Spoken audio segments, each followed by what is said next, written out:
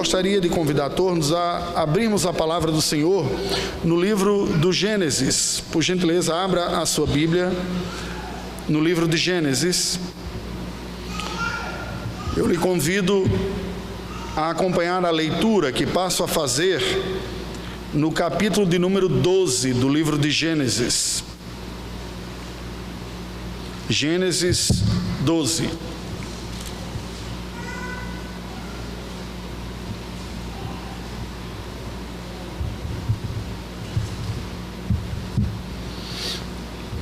Assim diz a palavra do Senhor.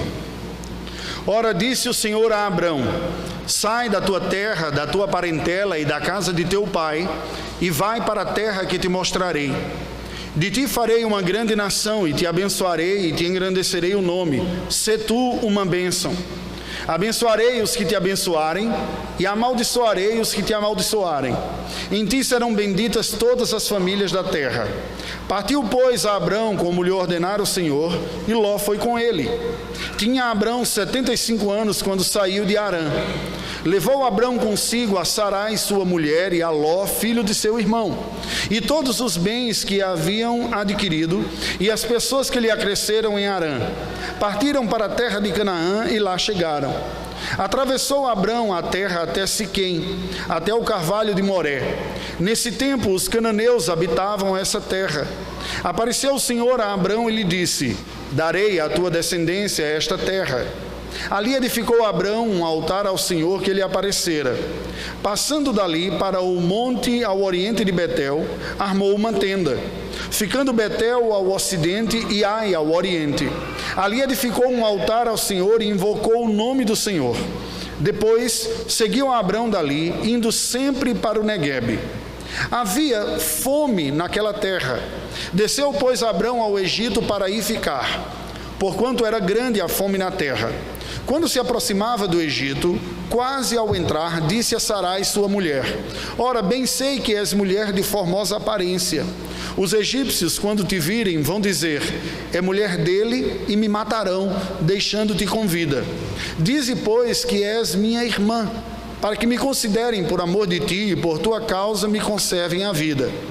Tendo Abrão entrado no Egito, viram os egípcios que a mulher era sobremaneira formosa. Viram-na os príncipes de Faraó e gabaram-na junto dele. E a mulher foi levada para a casa de Faraó. Este, por causa dela, tratou bem a Abraão, o qual veio a ter ovelhas, bois, jumentos, escravos e escravas, jumentas e camelos. Porém o Senhor puniu Faraó e a sua casa com grandes pragas por causa de Sarai, mulher de Abrão. Chamou, pois, Faraó a Abrão e lhe disse: que é isso que fizeste? Porque não me disseste que era ela tua mulher, e disseste ser tua irmã? Por isso a tomei para ser minha mulher.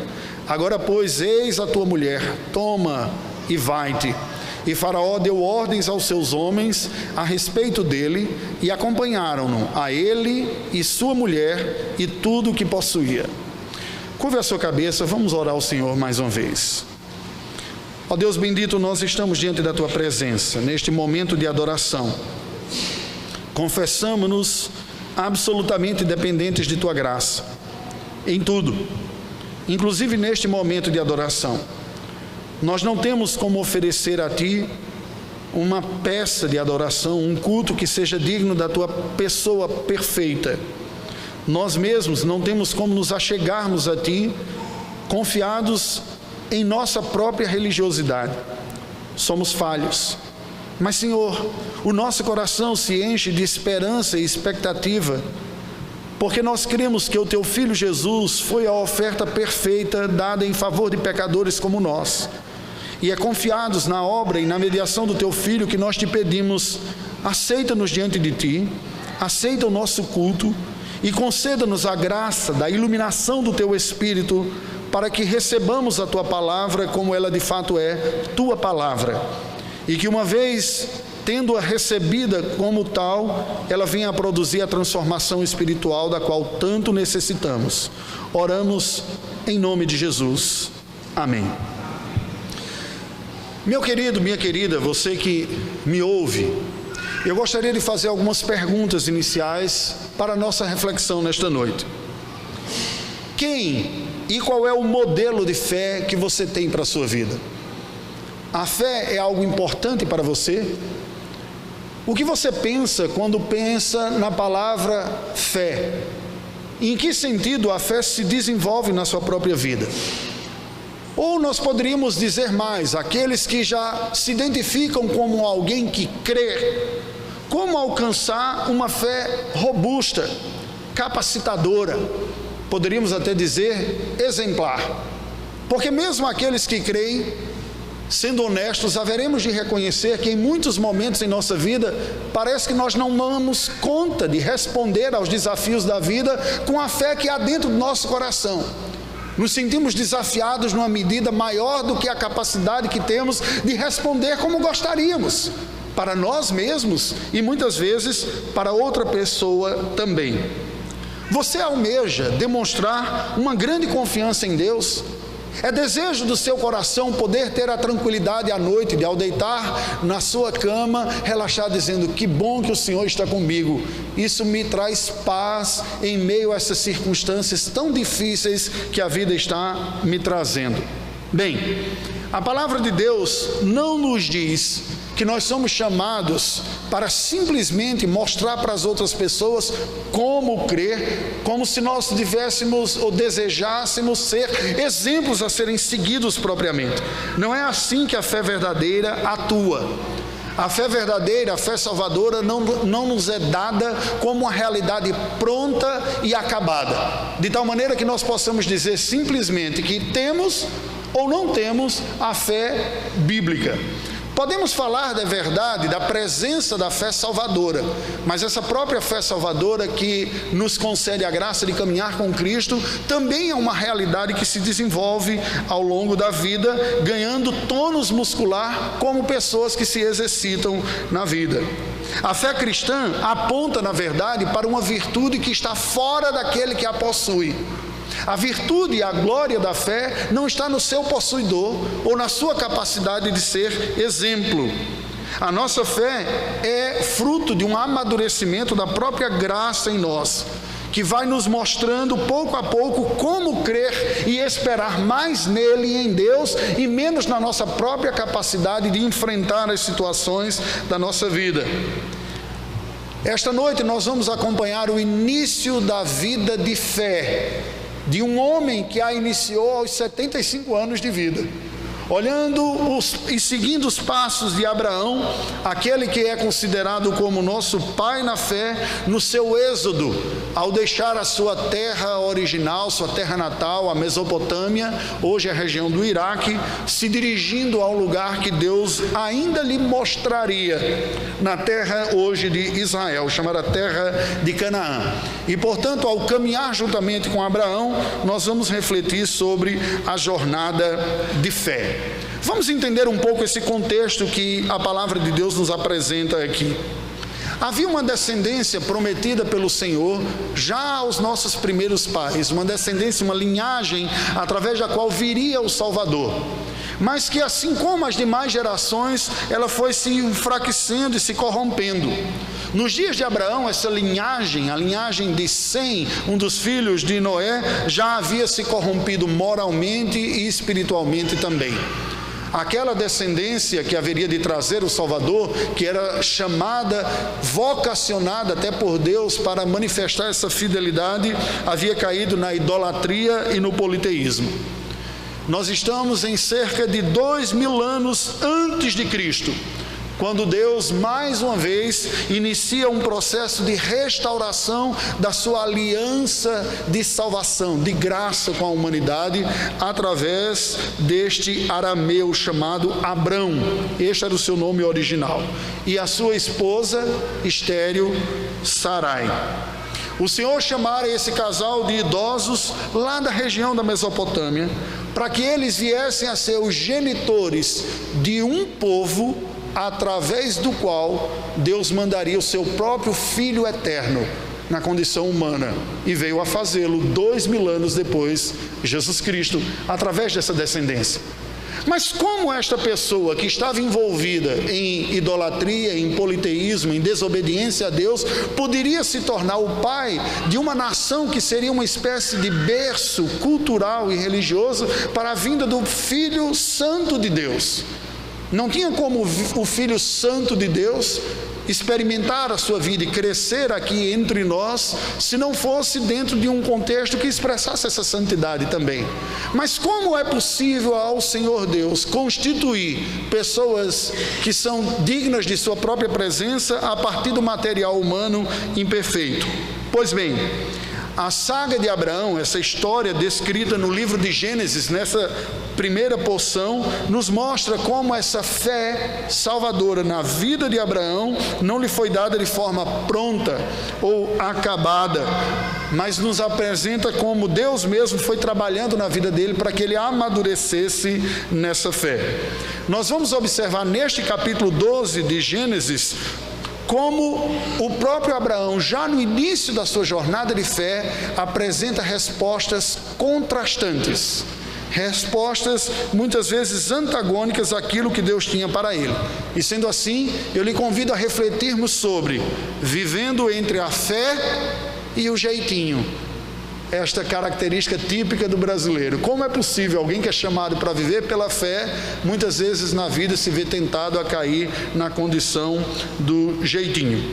No capítulo 12 você vai ver basicamente esse contraste da seguinte maneira: os versículos de 1 a 9 nos apresenta como Abraão caminhou pela fé esses passos iniciais, e a segunda porção do capítulo, os versículos de 10 a 20, nos mostra como ele caminhou com um jeitinho em uma outra circunstância da sua vida. De que forma? Vejamos. Primeiro, como ele caminhou pela fé. Nos versículos de 1 a 3, nós lemos o chamado de Deus a Abraão. Quando ele ainda vivia na Mesopotâmia, o Senhor lhe aparece e diz: sai dessa sua terra, sai do meio da sua parentela, sai da casa do seu pai e vai para uma terra que eu lhe mostrarei. Imagina, não foi fácil. Ele aos 75 anos de idade, não tinha filho, não tinha neto, o que ele tinha de parentes eram as pessoas que lá estavam, ouviu o Senhor lhe dizendo: sai e vai para um outro lugar, e sair, e partir. Certamente isso requeria da parte de Abraão uma fé, uma confiança no Deus que lhe estava falando. Mas Deus diz mais, ele diz: de você eu farei uma grande nação e te abençoarei. Novamente era necessário fé. Ele já tinha 75 anos, a sua esposa passava de 60 também, e até agora não tinha dado nenhum filho. Mas como é possível? Muito provavelmente nós temos esterilidade aqui em casa. Se até agora não apareceu filho, como é que Deus vai fazer de mim uma grande nação se nós não temos condições? Mas o texto diz mais, diz: não apenas farei de ti uma grande nação e te abençoarei, te engrandecerei o nome e ser tu uma bênção. Havia um grande privilégio, uma grande responsabilidade aqui também, pois o texto diz: abençoarei os que te abençoarem e amaldiçoarei os que te amaldiçoarem. Com isso dizendo, você será mediador daquilo que eu estou por fazer. Aqueles que reconhecerem a minha boa mão, a graça através da sua vida, também serão abençoados por isso. Aqueles que rejeitarem, também serão rejeitados por isso. Uma grande responsabilidade, ser um mediador disto daí. Mas o texto sagrado termina dizendo: e em ti serão benditas todas as famílias da terra. Para alguém pensar isso por conta própria, nós diríamos que essa pessoa tem uma crise messiânica ou uma síndrome de megalomania. Eu simplesmente, o que eu vou fazer vai ter um impacto para todas as famílias da terra. Se alguém procurar você dizendo que acredita em algo assim, suspeito. Isso não é sinal de muita saúde, não é verdade? No entanto, foram estas as palavras que Abraão ouviu e creu no Senhor. Os versículos seguintes, nós vemos de 4 a 6, a resposta dada, quando ele inicia a sua peregrinação de fé. Ele sai com o seu sobrinho. A Bíblia diz que Abraão partiu como lhe ordenara o Senhor. Sai da região da Mesopotâmia, dá uma parada em Harã. Ele já tinha 75 anos, Sara 65 anos de idade. Saiu com seu sobrinho Ló e foi em direção à terra de Canaã. Se nós olharmos a geografia do mundo bíblico, ele sai da região da Mesopotâmia, passa pelo norte daquela região e começa agora a descer a margem ocidental do Oriente Médio, que é onde está a terra de Canaã. Ele nem mesmo sabia qual seria o destino final da sua trajetória, mas ele confiou que Deus o guiaria. E ele chega no limite dessa transição da região da Mesopotâmia com a terra prometida, que é Siquém, e depois ele para na região dos carvalhos de Moré, como nos é dito o texto sagrado aqui, mas o texto continua. Nos versos de 7 a 9, nós vemos Abraão finalmente chegando na terra prometida, a terra de Canaã. Nos diz o versículo que Deus anuncia então a Abraão, quando ele chega: esta é a terra que eu disse a você que lhe daria. Ele não sabia de antemão, mas quando chega o Senhor anuncia. Mas espera aí, não era uma terra desabitada, haviam pessoas morando lá. Ele era apenas um idoso com a sua esposa idosa, numa terra nova, com cidades habitadas por outras pessoas. Olhar para tudo aquilo e acreditar que Deus faria algo através da sua vida requeria fé, confiança. E como o texto sagrado nos diz aqui, nos diz que Abraão então edifica altares ao Senhor. Ele adora a Deus e desce até a região do Neguebe. Abraão edificou um altar ao Senhor, nos diz o verso número 7, saiu dali do oriente de Betel, armou a sua tenda, foi mais adiante, edificou um outro altar ao Senhor no versículo 8, e ele desce e vai até a região do Neguebe, que é o sul da terra prometida. Por que ele fez isso? Isso demonstra mais uma vez que foi alguém que foi guiado por fé, por confiança no Senhor. Essa primeira trajetória da vida de Abraão nos dá um grande exemplo do que é a vida pela fé. Eu recebo a palavra de Deus e eu dou crédito ao Deus que entregou essa palavra, ainda que os meus olhos não vejam as evidências e as circunstâncias. Isso me faz lembrar a definição clássica bíblica de fé, que está na carta aos Hebreus, no capítulo 11, me permita ler aqui, para a memória de todos nós, verso 1. Ora, a fé é a certeza de coisas que se esperam, a convicção de fatos que se não veem. A fé não é um lançar-se num tiro no escuro, como um pulo no escuro. A fé é uma certeza de algumas coisas que eu não estou vendo, mas eu creio por causa de quem falou estas coisas. Tendo sido Deus aquele que anunciou que faria, Abraão creu. E a evidência dessa fé esteve na sua resposta que foi dada aqui. Porém, o texto sagrado, voltemos para o capítulo número 12, nos apresenta um outro momento da vida de Abraão, já no início mesmo. Depois que ele chegou na terra de Canaã, depois que ele adora ao Senhor Deus, depois que ele chegou ao limite sul, ele enfrenta a primeira prova da sua fé, depois de já estar no lugar que Deus havia prometido. Porque a primeira, propriamente dito, foi a sua própria saída, não é verdade? Deixar a sua região e ir embora. Mas uma vez que ele chega na terra prometida, olhar tudo aquilo, permanecer dizendo: Deus está comigo e vai cumprir, exigia fé. Mas uma primeira provação vem. Uma fome se estabelece sobre aquela parte do mundo. Acompanhemos aqui do verso 10 adiante. Aqui a gente vê uma outra resposta de Abraão, a resposta do jeitinho. Do verso 10 ao verso número 13, nós vemos Abraão desenvolvendo uma estratégia para viver lá no Egito.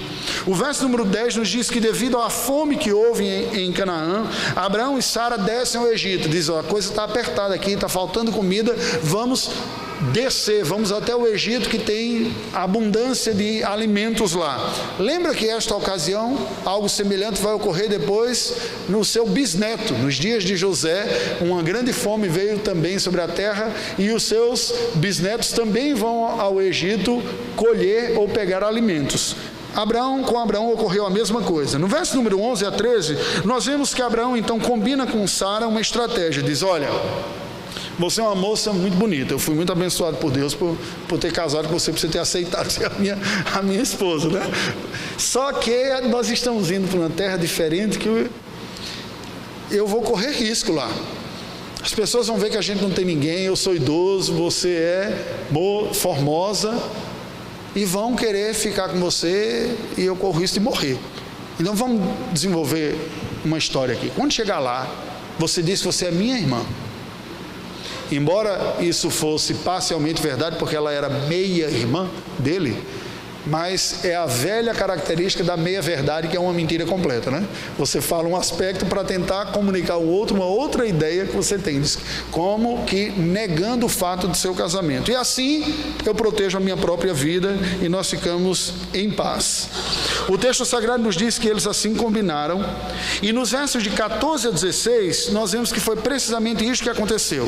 Quando eles entraram no Egito, os egípcios viram que Sarai era uma mulher formosa, e viram os príncipes e se gabaram, disseram: olha, chegou uma mulher muito bonita aqui no Egito, e diz: vamos levar até o faraó.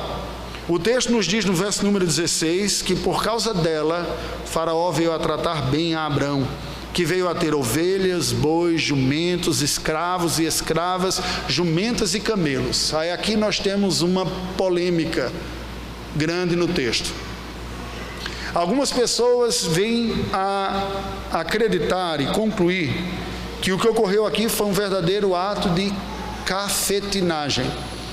Abraão se utilizou da beleza da sua mulher para acabar lucrando em cima dela. Não que tenha sido essa a intenção, mas na sua missão ele disse: essa é uma mulher que é apenas a minha irmã, e ele deixa a mulher ser levada para o harém do faraó. E que isso teria se consumado, e a prova é que não foram poucos os presentes que ele recebeu. Isso causa uma dor muito grande das pessoas, né, religiosas, que diz: chegou a esse ponto, né, o que ocorreu com os patriarcas, mas Deus não impediu, como ocorreu posteriormente com Abimeleque, uma situação bem semelhante. Nós não temos como saber pelo texto sagrado se realmente o faraó chegou a possuir Sarai ou não. Não temos como saber. O que fica muito claro é uma passividade da parte de Abraão, querendo cuidar da sua própria vida, sujeitar a sua própria esposa a ser violada por uma outra pessoa, pensando no seu próprio bem, numa clara e explícita inversão do papel bíblico para o homem. Biblicamente, o homem deve proteger a sua mulher, e, se necessário, com a sua própria vida, como Cristo fez. Paulo explica isso, dizendo: maridos, amem as vossas esposas como Cristo amou a igreja, ao ponto de dar a sua própria vida por ela. O que Abraão fez? Submeteu a sua esposa a um risco de abuso, pensando em proteger a própria vida. A inversão do que o texto sagrado nos diz aqui. Nos versos de 14 a 16, a Bíblia diz que, devido à beleza de Sara, ela é levada ao harém de Faraó, e Abraão é recompensado, como nós vimos aqui. Mas nos versos 17 a 20 nos diz que Deus puniu Faraó por tomar Sara por mulher, e o Egito também. E ao perceber isso, o próprio Faraó vem falar com Abraão depois e diz: por que você fez isso? Por que você não me falou que ela era a sua mulher? Eu não a teria pego para mim. Por que você disse que ela era sua irmã? Verso número 19. Porque eu não sabia que ela era casada, eu a tomei como uma das minhas mulheres. Agora, pois, está aqui a sua mulher.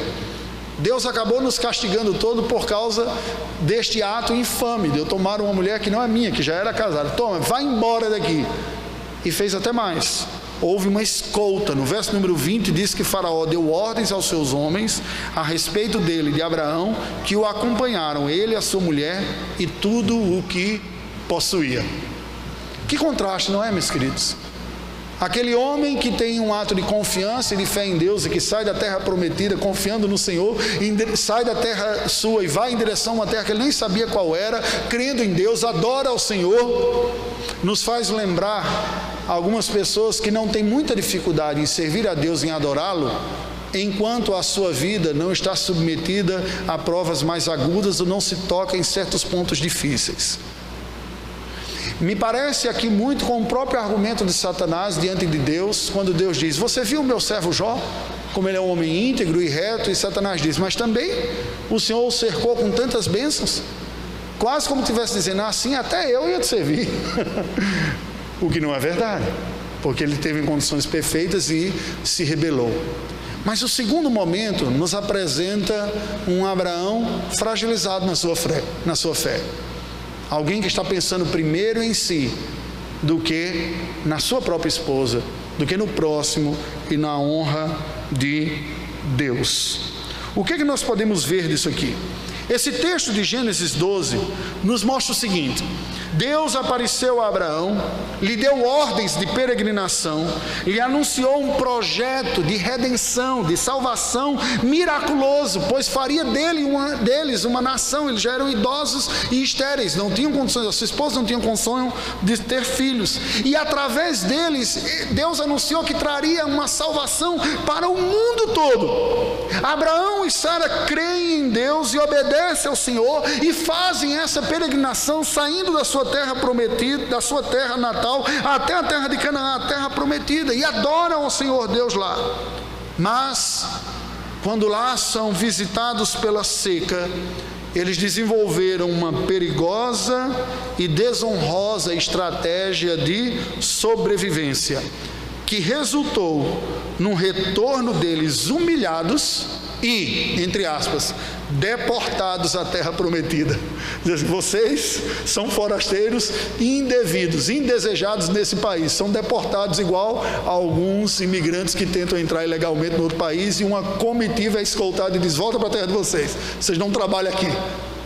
Se nós olhássemos do ponto de vista natural, nós dizíamos: mas que reação, que realidade tão desonrosa. E de fato foi. O que nós podemos aprender disso? A mensagem original desse texto diz o seguinte: viver pela fé requer uma prática diária de confiança no Deus da aliança, o Deus de pacto conosco, em luta contra os ídolos do nosso coração como crentes. Mesmo pessoas que creem em Deus serão tentadas ao longo da sua vida a depositar a sua confiança, a ter um temor na sua vida, ou a amarem e sentirem prazer em alguma coisa mais do que Deus. E são nessas próprias circunstâncias da vida que estes ídolos que estão dentro do coração vêm à tona. Nós devemos crer e confiar no Senhor e nos caminhos da providência do Senhor para a nossa vida. O Senhor é aquele que nos salva, é aquele que nos preserva e é aquele que executa o seu plano na nossa vida. Nós temos que resistir às tentações e resistir a cair em soluções pecaminosas para as coisas que nos ameaçam na vida. Deus é o nosso Salvador.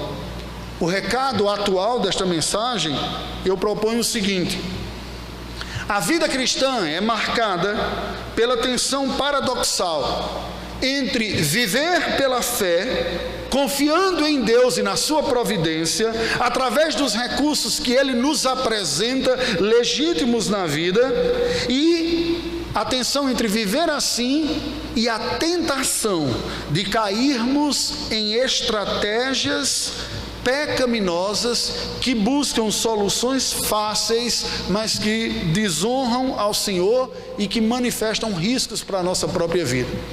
Diante de tudo isso, nós somos chamados ao arrependimento e recebermos da parte de Deus a graça da salvação. Esse texto nos apresenta uma realidade muito real, perdão a redundância, uma realidade muito cruel até, ou um diagnóstico muito realista dos limites da fragilidade nossa como seres humanos. Aquele homem que é chamado do pai na fé, logo após demonstrar um ato de fé e confiança em Deus, cai em tentações de solucionar o problema de uma maneira que desonra ao Senhor e que expôs sua própria família, sua esposa, ao risco. E daí nós percebemos o seguinte: o caminhar da fé não é simplesmente nós nos apresentarmos para o mundo como um modelo de confiança inabalável. A fé não é a realidade que nos salva. A fé é um instrumento pelo qual nós recebemos a salvação que vem de Deus pelo Salvador Jesus Cristo. Esse texto sagrado nos mostra que Deus, ao preparar o mundo para a vinda do Salvador, usou pecadores como eu e você. Gente que é capaz de, por um momento, confiar no Senhor e, em um outro momento, cair em desobediência ao Senhor. E com isso, o texto sagrado está nos mostrando claramente que nós não somos salvos propriamente pela nossa capacidade de crer ou de responder.